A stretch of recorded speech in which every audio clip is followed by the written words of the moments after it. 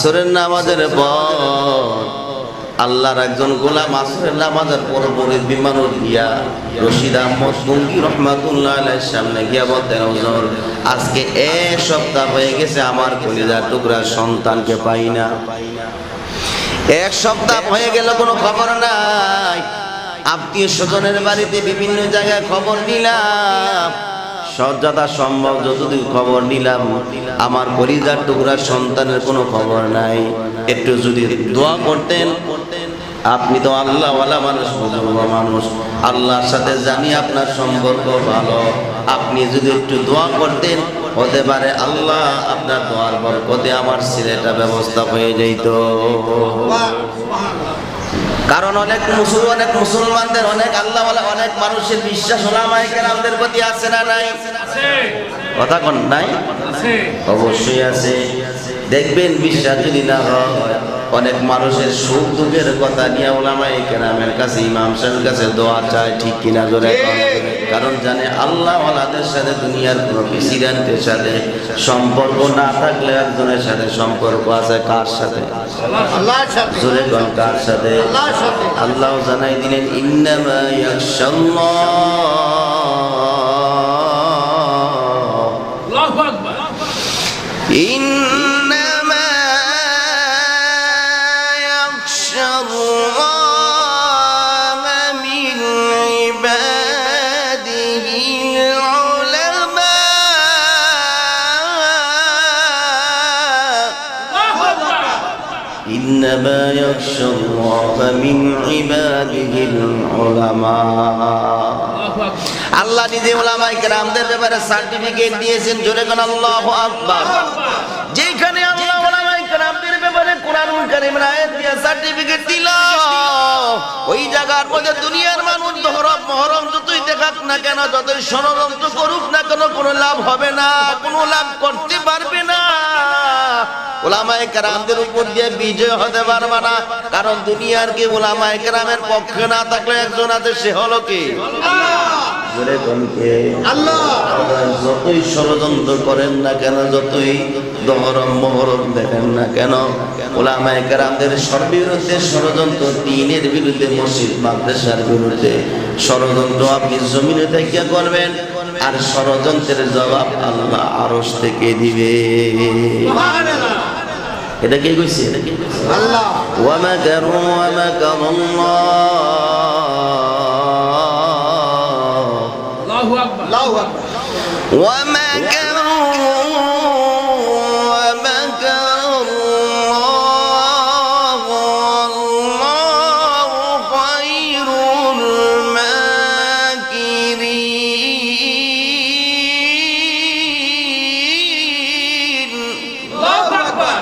আল্লাহু খায়রুল মাকিরিন। কাদের قدرت داري بركما أنت ربي أنت حسبي ذو الجلال تهي قادر جليل لا جهادا بغر غالے تهي میرا نگاہدار ক্ষমতা কার? আল্লাহ। আরো জোরে কোন কার?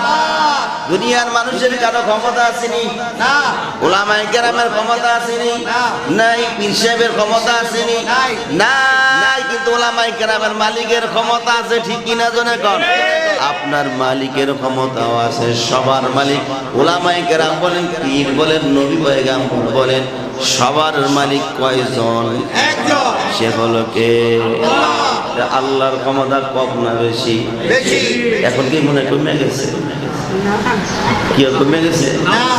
আল্লাহ কি ভরে গেছে? সই কম দেয়, কানে কম শুনে? আল্লাহ আগের মতোই আছেন, আগের জায়গায় যেভাবে আছেন ওইভাবে আছে। কারণ আপনারা কিছু বলে না, শুধু আল্লাহ নবীর সাথে আল্লাহ ওয়াদা দিয়েছেন। এই জন্য আপনি এত দহরম মহরম দাপট দেখা চলেন। আল্লাহ ছেড়ে দেওয়ার কারণ হলো আল্লাহ নবীর সাথে ওয়াদা দিয়েছে, আপনারা কিচ্ছু কইব না দুনিয়াতে। জোরে কোন আল্লাহু আকবার। তাইলে কবে বিশ্বাস হয় যে অন্যায় আমরা করি? ঠিক। জাহিলিয়তের যুগকে আমরা পিছনে ফেলাই দিয়েছি। ঠিক না? গুনাহ তো করি, আর যে গুনাহ করে এই গুনাহ করার আবার উদ্বুদ্ধ করে আরেকজনে করা উৎসাহিত করে ঠিক কি না ধরে ভুলে গেছেন জাহাঙ্গীরনগর বিশ্ববিদ্যালয় মানিক এই মানিককে দর্শনের সেঞ্চুরি করছিল জানেন আপনারা ঠিক দর্শনের সেঞ্চুরি করার পর উদযাপন করছে উৎসব পালন করছে চিন্তা করেছে অন্যায় তো করছে আবার মিষ্টি খাইয়া উদ্বোধন উৎসব পালন করছে গুনাহও করে আবার গুনাহ করার জন্য উদ্বুদ্ধ করে মানুষ উৎসাহিত করে জাহিলিয়াতের যুগে কিন্তু এমন ছিল না বর্তমান যদি আবু জাহেল থাকতো আমরা যে গুনাহ করে আবু জাহেলকে অফিসে ফেলাই দিতাম ঠিক কিনা জোরে কও শয়তানি আমাদের কাছে নেই শয়তান আটলান্টিক মহাসাগরে ঘুমায় দিচ্ছে সব দায়িত্ব আমরা বলতে ঠিক কিনা এগুলা বললে ওলামাই কেরাম খারাপ খারাপ হয়েও লাভ নাই আপনি খারাপ হইলেও কোনো অসুবিধা নাই কারণ ওলামায়ে কেরাম বলতে হবে চাকরি থাকুক আর না থাকুক কারণ এই মিম্বর আপনার জন্য না এই মেহরাব আপনার জন্য না ঠিক কিনা ধরে কর সভাপতি নামাজ পড়ে সেক্রেটারি পড়ে কেশিয়ারে পড়ে চেয়ারম্যান মেম্বারে এই মিম্বর মেহরাব আপনার কারোর জন্য না এই মিম্বর আর মেহরাব ওলামায়ে কেরামের জন্য খতিব সাহেবের জন্য ইমাম সাহেবের জন্য আজকে আমি না থেকে আরেকজন থাকবে ঠিক কিনা ধরে কর অতএব বিরোধিতা করে লাভ নাই ষড়যন্ত্র কইরাও কোনো লাভ নাই এই জায়গায় আপনার আসার সুযোগ নাই আপনি ওখানেই থাকা লাগবে হয়তো রাগ হইতে রাগ করছে আপনি বুঝার লেগে বুঝতেছি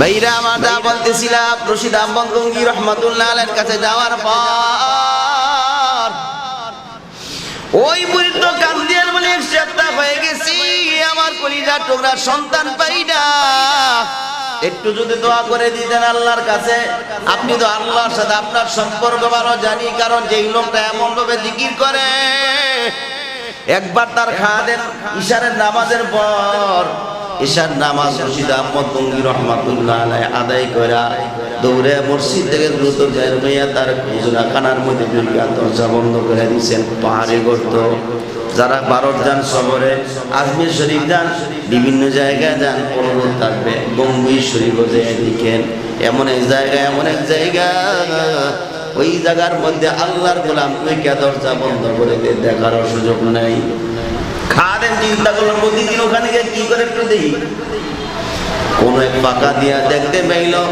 রশিদ আহমদ গঙ্গি রহমাতুল্লাহ আলাইহি আল্লাহ পাকের জিকির এমন ভাবে করতেছেন তার হাত আলাদা হয়ে গেছে পা আলাদা হয়ে গেছে তার দেহর সঙ্গের অঙ্গ প্রত্যঙ্গগুলা আলাদা আলাদা হইয়া দূরে হয়ে লাফাইতেছে আর আল্লাহ আল্লাহ জিকির করতেছে জোরে কোন সুবহানাল্লাহ আউলিয়ারা কারে উকবা ইখতিয়ার জাহেলারা করে দুনিয়া ইখতিয়ার মুমিনো বা রায়ে দুনিয়া জুদু কাস কাফেরো বা রায়ে দুনিয়া জান্নাতাস ওরে আল্লাহর গোলাম রশিদ আহমদ গঙ্গি রহমাতুল্লাহ আলাইহির কাছে বিদ্যা দেয়া দোয়া চাইলে আমার ছেলেটার জন্য দোয়া করে আল্লাহ যাতে ফিরাইয়া দেয় আল্লাহর ওলি তার কথাগুলা মনোযোগ সহকারে শুনতেছি না চোখ বন্ধ করে আছি কথা বলা শেষ হয়ে যাওয়ার পর বলে যাও বাড়ি গিয়ে দেখবা তোমার কলিজার টুকরা সন্তান তোমার ঘরের সামনে হাজির হয়ে গেছে জোরে কোন সুবহানাল্লাহ কথা বলতে 5 মিনিট লাগছে বা আরো বেশি লাগছে আল্লাহর ওলি সব বন্ধ করে শুনছেন আর কথা শেষ হওয়ার পরে বলতে যাও বাড়ি গিয়ে দেখবা তোমার কলিজার টুকরা সন্তান এক সপ্তাহ আগে বাড়ি থেকে হারিয়ে গেছে গিয়ে দেখবা তোমার ওই সন্তান তোমার ঘরের দরজার সামনে হাজির হয়ে গেছে ওই বৃদ্ধ আর একটা দেরি করে নাই দৌড় দিছে বাড়ির দরজা যায় দেখতে পাইল এক সপ্তাহ আগে যে জামা পরা ছিল ওই জামা পরা ছেলেটা শুকিয়ে গেছি অজ্ঞান হইয়া ঘরের সামনে পড়ে আছে বাবা তাড়াতাড়ি পানি নিয়ে আইসা কলিজার টুকরা সন্তানের মাথার মধ্যে পানি ঢালতেছে জ্ঞান ফেরানোর জন্য কিছুক্ষণ পর পানি ঢালার পর ছেলেটা জ্ঞান ফিরা যাওয়ার পর বাবারে জড়ায় ধরে চিৎকার দিয়ে বলে বাবা এক সপ্তাহ আগে তোমার সাথে মসজিদে গেছিলাম মাগরিবে নামাজ পড়ার জন্য, তুমি নামাজ পড়ে বাড়ি চলে আসছো।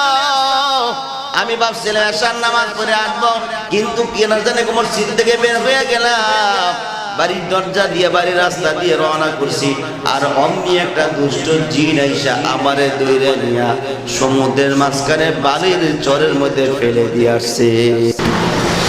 এক সপ্তাহ হয়ে যাইতেছে, দিনের পর দিন হয়ে যায়, পানি সমুদ্রের পানি কটা, ওযু করতে পারি না, খাইতেও পারি না, ওযু করি খাবারের সুযোগ নাই, গোসল করি কিন্তু খাবার নাই, কিন্তু নামাজ ছাড়ি না, সূর্যের দিক তাকায় তাকায় নামাজ পড়ি আর আল্লাহর কাছে দোয়া করি, আল্লাহ এক সপ্তাহ পার হয়ে যাইতেছি, আমার মারেও দেখি না, বাবারও দেখি না। আল্লাহ ওরে মালিক, তুমি যদি একটু আমার মৃত্যুর আগে মা বাবারে দেখাইতা, আমার কলিজারা ঠান্ডা হইতো, আমি মারা গেলে এখানে আমার জানাজা কি দিবে সেই খবরও নাই, কে আমার মা বাবার কাছে সংবাদ পৌঁছাবে সেইটাও জানি না, কোন জায়গায় আমারে পালাইলো, কিভাবে আসলাম আমি তো জানি না। আল্লাহ আমি আসরে নামাজের পর তাসবিহ পড়ে দুহাত তুলে আল্লাহর দরবারে কাঁদতেছিলাম, আর অমনি তাকায় দেখলাম জমানার ওলি রশিদ মনতঙ্গী রহমাতুল্লাহ আলাইহি আমার সামনে এসে বলতেছে, রে সন্তান তুই এখানে বসে বসে কাঁদতেছ,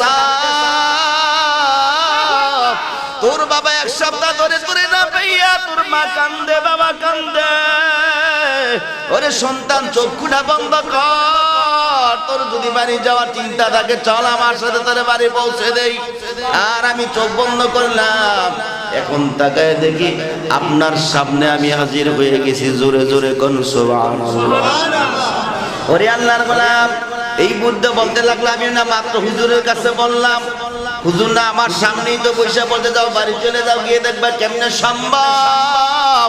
শুরুতেই হাদিসের ভাষায় বলছিলাম, আল্লাহ কোরআনুল কারীমে বলছে লিসানুহু লিসানুল্লাহ আইদুহু আইনুল্লাহ, আমার আল্লাহওয়ালা আমার বন্ধু যারা হয় গোলামি করতে করতে করতে করতে এমন হালতে গিয়া পৌঁছায়, তখন তারা আর আমার গোলাম থাকে না, তারা আমি আল্লাহর বন্ধু হয়ে যায়। জোরে কোন সুবহানাল্লাহ। এই রশিদ আহমদ গঙ্গী রহমাতুল্লাহ এমন ভাবে ইবাদত করতেন, ইবাদত করতে করতে এমন পর্যায়ে গিয়া পৌঁছতেন আল্লাহওয়ালা হয়ে গেছেন, আল্লাহর ওলি হয়ে গেছেন। এই জন্য তাদের দৃষ্টি চোখ বন্ধ করলে এই জায়গা না আসমান জমিনের কোথায় কি আছে সব দেখে, সুবহানাল্লাহ।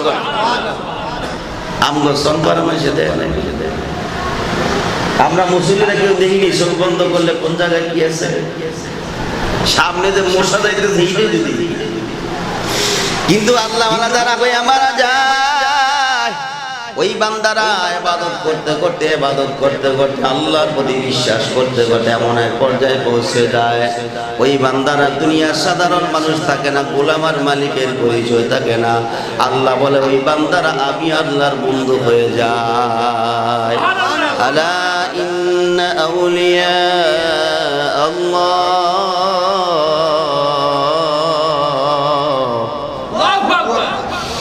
لا خوف عليهم ولا هم يحزنون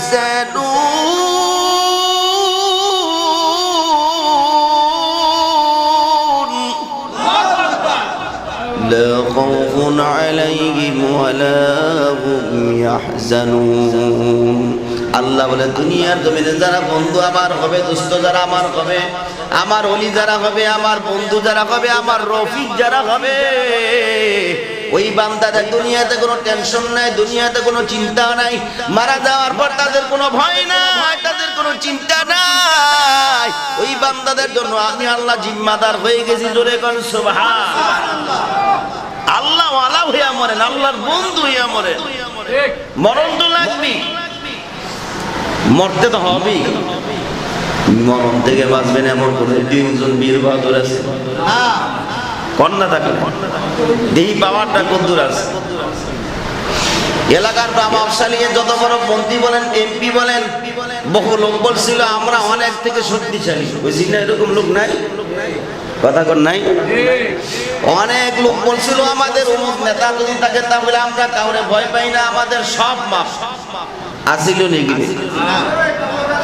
এত পাওয়ার বড়, এত কিছু পাওয়ার বড়, এরই আল্লাহর গোলাম দুনিয়ার মানুষগুলো এত বাইর বাহাদুরি দেখায় গেল, কোনো লাভ নাই।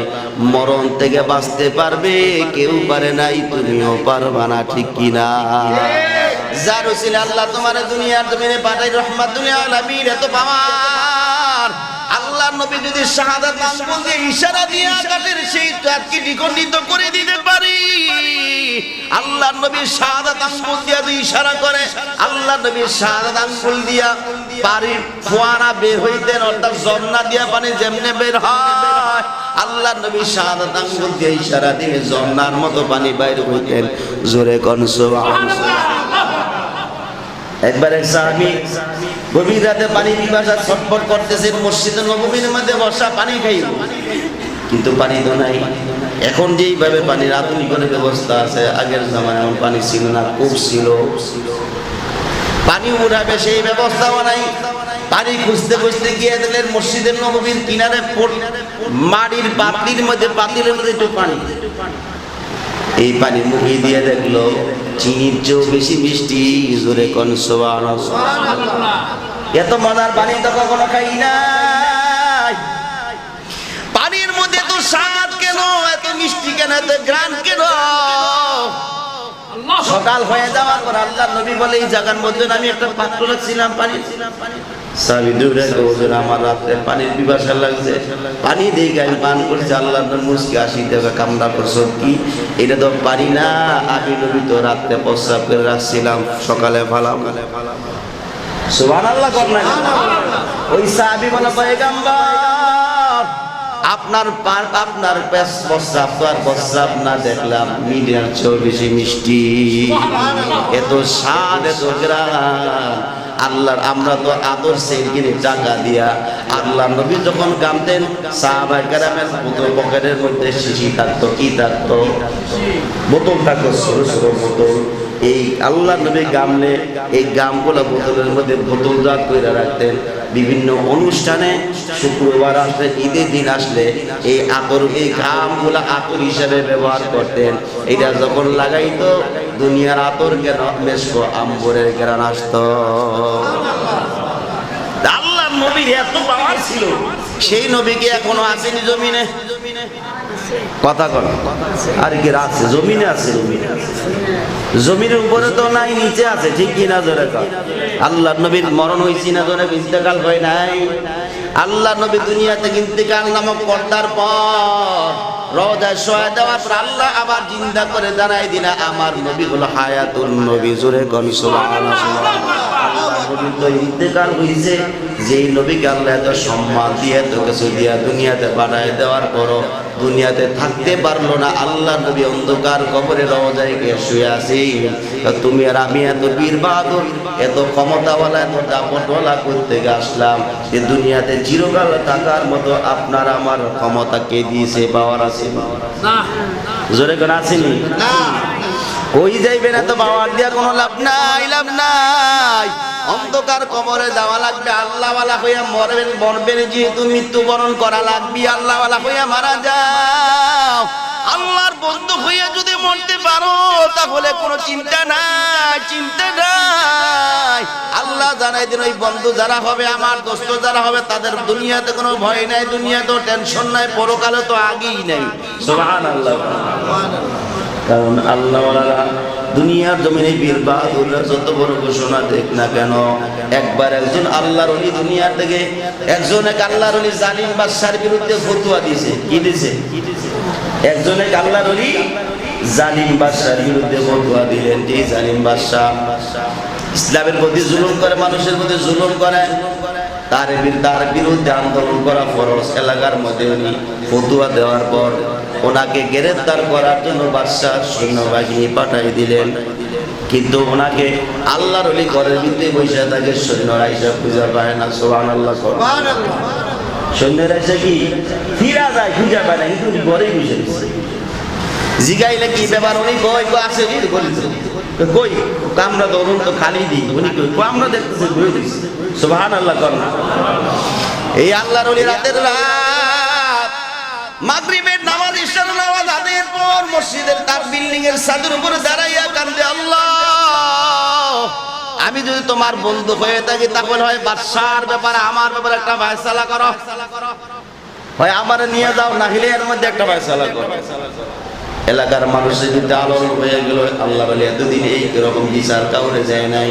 আল্লাহর কাছে যেহেতু বিচার দিছে, সকাল হওয়ার আগেই বাদশার মৃত্যুর খবর সবাই পাইবেন। জোরে কোন সুবহানাল্লাহ। এই খবর বাদশার দরবারে পড়ছে, বাদশা পরোয়া করলো না, ধরো মৌলবীর আর কি জানে, এই মৌলবীদের পাওয়া যে কোথায় তুমি তো জানো না। ওলামায়ে কেরামের পাওয়ার কোন আরশে আজিমের মালিক আল্লাহর সাথে। জোরে কোন আল্লাহু আকবার। ওই আল্লাহর ওলি কান্দে, আল্লাহ শুভেচ্ছা দেখার আগেই আমি একটা ফয়সালা চাই, জালিম থাকবি না হলে হক দুনিয়া থেকে বিদায় হবে, কোনটা করবা করো। ফজরের সময় হয়ে যাওয়ার পর ঘোষণা আসলো, জালিম বাদশার মৃত্যুর খবর আসছে। জোরে কোন সুবহানাল্লাহ। এই জন্য আল্লাহ ওয়ালা হইয়া মরেন, দুনিয়ার জমিনে আল্লাহর সাথে সম্পর্ক লাগায়া কবরে যাও, আল্লাহর বন্ধু হইয়া কবরে যাও, আল্লাহর দোস্ত হইয়া কবরে যাও, তাহলে কবরে যাওয়ার পর শান্তি পাইবা। না হলে কিন্তু দুনিয়া থেকে মারপিট শুরু হবে আর মায়ের বন্ধ হবে না, ঠিক কিনা? আল্লাহ আমাদের সবাইকে আল্লাহ ওয়ালা হইয়া, আল্লাহর মাহবুব বান্দা হইয়া অন্ধকার কবরে যাওয়ার মতো তৌফিক দান করেন। আজ যতটুকু আলোচনা হইল